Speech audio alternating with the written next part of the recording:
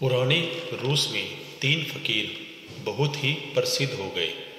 वे इतने प्रसिद्ध हो गए कि वहाँ का जो सबसे बड़ा पादरी था उसे उन तीनों फकीरों से बड़ी ईर्ष्या होने लगी, क्योंकि धीरे धीरे लोगों ने चर्च में आना ही बंद कर दिया था। चर्च से लोगों की भीड़ बिल्कुल गायब सी हो गई थी।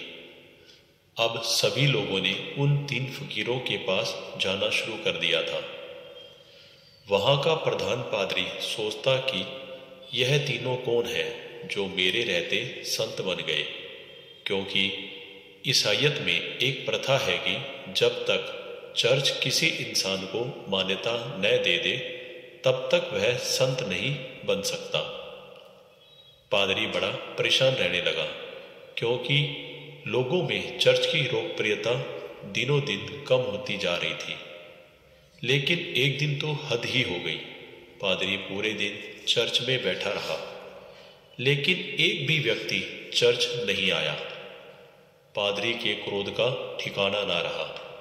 उसने निश्चय किया कि आज तो उन तीनों फकीरों की खैर नहीं, आज तो मैं उन तीनों को सबक सिखा के ही रहूंगा। वह अपनी पूरी पादरी वेशभूषा में तैयार हुआ। पादरी ने हाथ में प्रधान पादरी का प्रतीक वाला सोने का डंडा लिया और चल पड़ा उन तीनों से मिलने।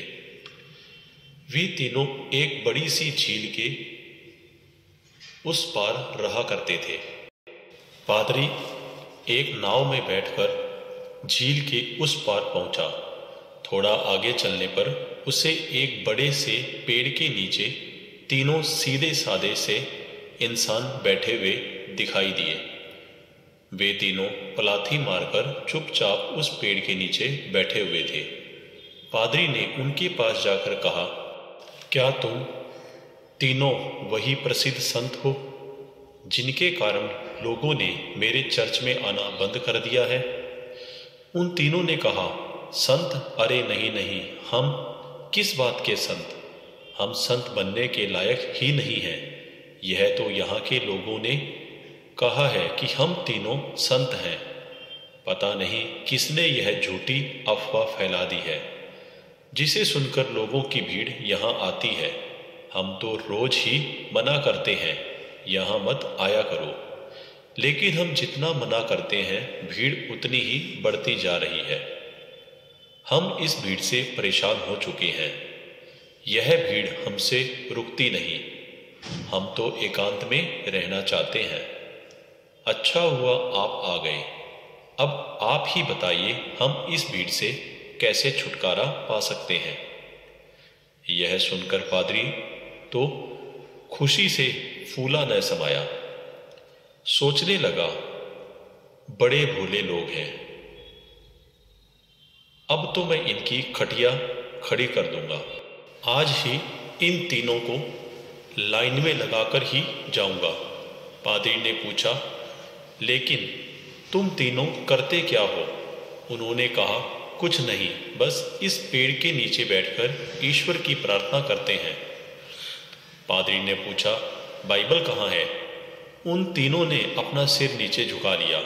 पादरी ने कहा, क्या हुआ? उन्होंने कहा, अब क्या बताएं आपसे? हम तीनों ही अनपढ़ हैं, हमें पढ़ना नहीं आता। बाइबल रखकर भी क्या करेंगे? यह सुनकर तो पादरी और भी खुश हुआ और सोचने लगा, अनपढ़ है फिर भी इतने सारे लोगों को बेवकूफ बना रखा है। इनकी तो मैं मटिया मेट कर डालूंगा। पूरे शहर के सामने उनकी बेइज्जती करूंगा। पादरी ने फिर पूछा, तुम लोग प्रार्थना कैसे करते हो? चर्च की प्रार्थना तो तुम्हें याद होगी ना? यह सुन उन तीनों ने फिर से अपना सिर नीचे झुका लिया। पादरी ने पूछा, अब क्या हुआ? तुम लोगों ने फिर से अपना सिर नीचे क्यों झुका लिया है? उन्होंने कहा, क्या बताएं, बड़ी लज्जा आ रही है कि हमें प्रार्थना भी नहीं आती। पादरी ने आश्चर्य से कहा, क्या तुम्हें प्रार्थना भी नहीं आती? उन तीनों ने अपना सिर हिला दिया। पादरी ने कहा, फिर तुम तीनों प्रार्थना करते कैसे हो? उन्होंने कहा, आपके चर्च की प्रार्थना तो बड़ी लंबी चौड़ी है, हम अनपढ़ ग्वारों को याद ही ना हो पाई, और फिर गलत पढ़ने का कोई मतलब नहीं है। इसलिए बहुत सोचने के बाद, बहुत गणित लगाने के बाद हमने खुद की एक प्रार्थना बना ली। यह सुन पादरी जोर से चिल्लाया, क्या तुमने अपनी खुद की प्रार्थना बना ली? प्रार्थना तो सर्वमान्य होती है, शास्त्रों में लिखी होती है, हजारों हजारों साल पुरानी होती है। यीशु को तो प्रार्थना खुद परमात्मा ने सिखाई थी, लेकिन तुम लोगों ने अपनी खुद की प्रार्थना बना ली। उन्होंने कहा, हमसे बहुत बड़ी गलती हो गई, हमें माफ करें। हम अनपढ़ गंवार इंसान, हमें कुछ पता नहीं। अब आप हमें जो प्रार्थना सिखाएंगे, हम वही प्रार्थना आज से करेंगे। हम आपसे प्रार्थना करते हैं, हमसे बहुत बड़ी गलती हो गई, हमें क्षमा करें और आप हमें अपनी वाली प्रार्थना सिखाएं। लेकिन पादरी के मन में भी जिज्ञासा थी कि देखूं तो सही इन्होंने कौन सी प्रार्थना बनाई है। पादरी कहने लगा, पहले तुम लोग अपनी प्रार्थना सुनाओ।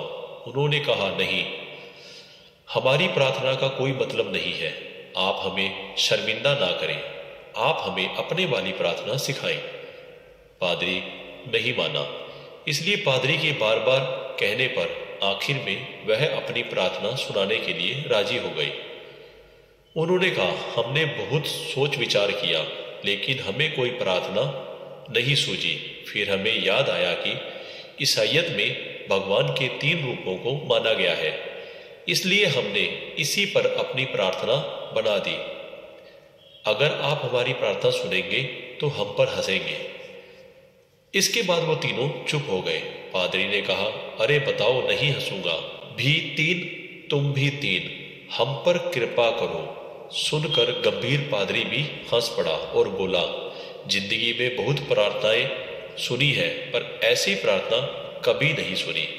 मनी मन सोचने लगा, बड़े बेवकूफ लोग हैं, आज तो उनकी अक्ल मैं ठिकाने लगाकर ही जाऊंगा। इन तीनों को मेरे पास चर्च में आना ही पड़ेगा।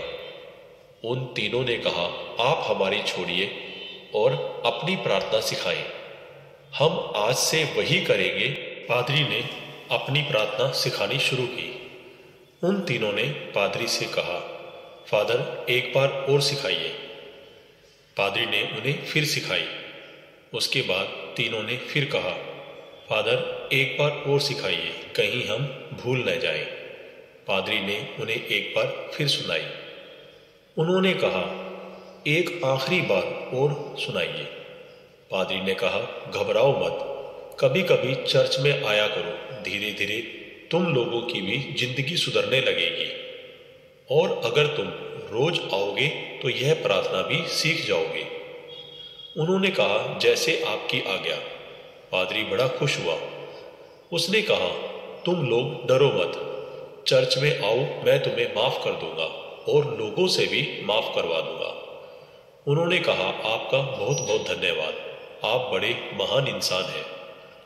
पादरी ने सोचा, चलो एक झंझट से तो छुटकारा मिला, इन मूर्खों को तो लाइन पे ले आया। वह अपनी नाव में बैठकर वापस जाने लगा। जब वह झील को बीचों बीच पहुंचा तो पीछे से कुछ लोगों की चिल्लाने की आवाज आई। पादरी और माझी ने पीछे मुड़कर देखा तो उनकी आंखें फटी की फटी रह गई। वे तीनों पादरी को पुकारते हुए झील के पानी पर दौड़ते हुए चले आ रहे थे। वह तीनों पानी पर ऐसे दौड़ रहे थे मानो कोई जमीन पर दौड़ रहा हो। यह देखकर पादरी के हाथ से वह सोने का डंडा छूटकर नाव पर गिर गया। यह चमत्कार तो आज तक केवल जीसस ने ही करके दिखाया था। वे तीनों भागते हुए नाव के किनारे आकर खड़े हो गए और पादरी से कहने लगे, आपकी प्रार्थना एक बार और सुना दो, हम उसे भूल रहे हैं। वह कहता है ऐसे शुरू होती है, यह कहता है ऐसे शुरू होती है, मैं कहता हूं ऐसे शुरू होती है। हम तीनों में बहस शुरू हो चुकी है।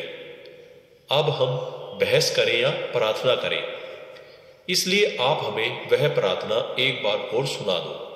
पादरी ने तो चुप करके उनके पैर पकड़ लिए और कहने लगा, अब तक जो भी बताया है, जो कुछ भी कहा है, वह सब कुछ भूल जाओ। तुम्हारी प्रार्थना जीती और मेरी हारी। तुम्हारी प्रार्थना ही श्रेष्ठ है क्योंकि वह सुन ली गई है। यह कहानी हमें सिखाती है, यह जरूरी नहीं है कि हमारे द्वारा की गई प्रार्थना शास्त्रों से ली गई हो, बहुत प्राचीन हो, लाखों लाखों लोगों द्वारा मान्यता प्राप्त होनी चाहिए। अगर हमारी प्रार्थना सच्ची है, सच्चे मन से की गई है, तो वह परमात्मा के द्वारा जरूर सुनी जाएगी। फिर चाहे वह 2 शब्द की साधारण सी प्रार्थना क्यों ना हो।